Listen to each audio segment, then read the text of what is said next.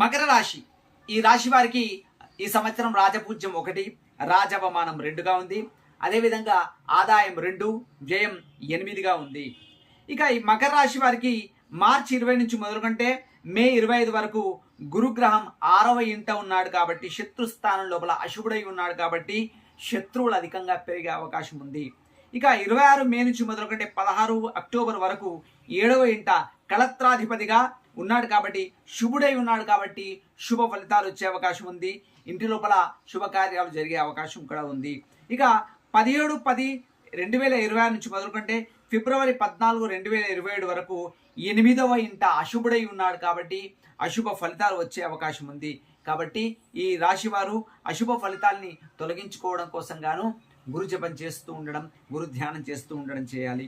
ఇక అదేవిధంగా 14-2-2027 నుంచి 6-4-2027 వరకు సప్తమ స్థానాధిపతి శుభ స్థానం లోపల ఉన్నందున శుభ ఫలితాలు వచ్చే అవకాశం ఉంటుంది. ఇక ఈ మకర రాశి వారికి శని సంవత్సరం అంతా కూడా భాతృస్థానం లోపల అంటే శుభకారకుడై ఉన్నాడు కాబట్టి శుభ ఫలితాలు వచ్చే అవకాశం ఉంది. ఈ సంవత్సరం లోపల గృహ నిర్మాణ కార్యక్రమం కానీ లేదా ఇంటి లోపల శుభకార్యం కానీ మనం చేయాలనుకున్నట్టయితే శుభ ఫలితాలు కలిగే అవకాశం ఉంది.